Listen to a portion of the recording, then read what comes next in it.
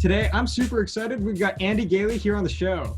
Andy Gailey is a mechanical production engineer by trade. He started his career in aerospace and then automotive before working in the food and beverage sector through PepsiCo.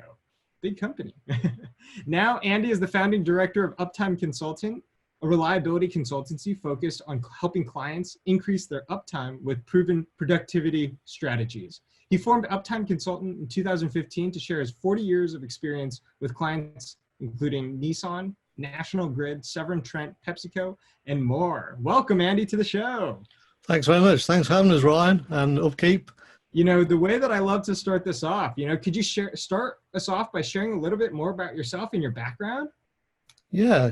So I always start with, I was quite fortunate as a child because by the time I was about 7, I knew I wanted to be an engineer.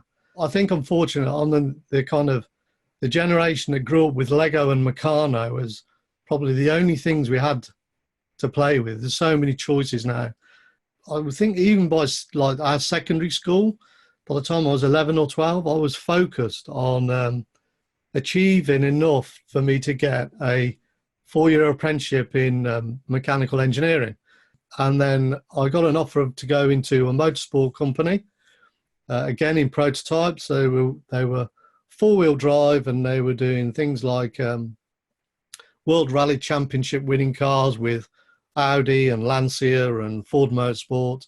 5 years ago, PepsiCo had this thing where they do shed workforce on a kind of a global scale, and they were looking for people to leave the business. And I've been there nearly 21 years.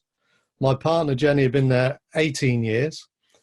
She was a technical operator.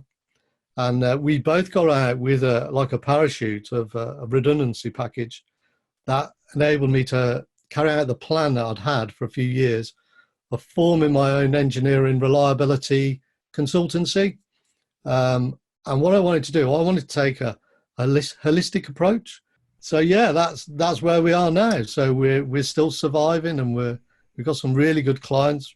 Still got re-engaged 18 months ago now with PepsiCo R&D globally. So I help them and run their criticality process here in the UK, and I've also been out to Mexico last year for a week to help the Monterey people. So all right.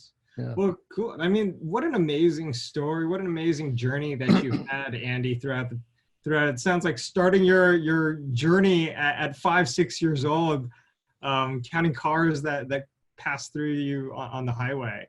I would love to dig in a little bit deeper in really how and why you got started and why you chose the maintenance and reliability small little niche. Yeah, well, I think a lot of people say this, I kind of fell into it. So I'm always at heart, and I always will be, I'm a mechanical production engineer. When I went to PepsiCo, it was kind of a big shift in what I was going to do, because they said, well, we want to take your skills and we want you to be a commissioning engineer, because we had an empty factory other than one line had been installed. And they said in 2 years' time, there's going to be 4 platforms. And in 6 years' time, there's going to be 7 platforms. So there was a plan put in place where we were going to introduce some proactive and predictive stuff.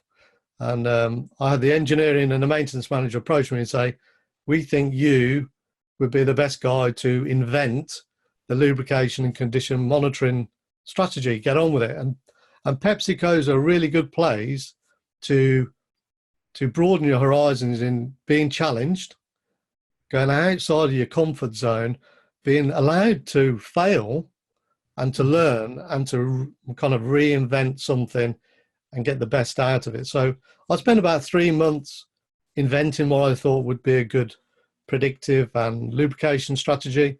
Then I screwed it up and threw it in a bin and started again. And at that time I started, so it's in 2006, I started to pick up books and articles and start to really drill down. That's when I first heard about RCM. So I didn't know about reliability centered maintenance. I hate reactive work. So the maintenance technician label I had on me always felt uncomfortable, because my colleagues liked to fix things and I hated it. So my production engineering background said, we can stop this. We need to find a methodology where we can put all these things to bed. Yeah, so that's I fell into it, and I enjoy it so much because I'm always learning. You know, you don't stop learning.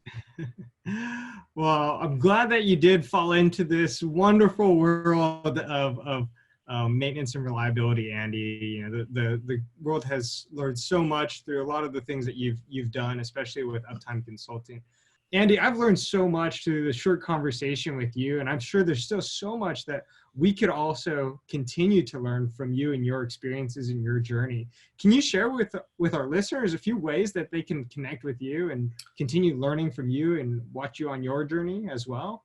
Yeah, well, I obviously have a website called Uptime Consultant. So that's www.uptimeconsultant.co.uk. So it's got a UK name on it.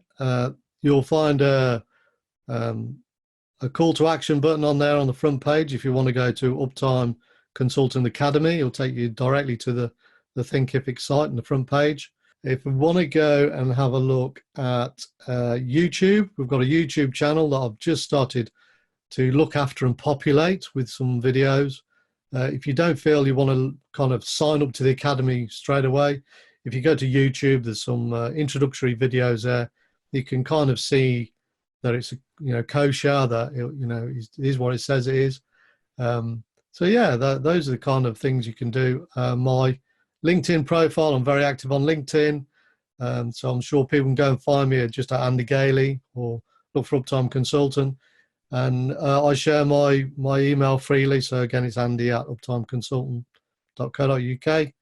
And I'm, you know, anybody can come and have a chat.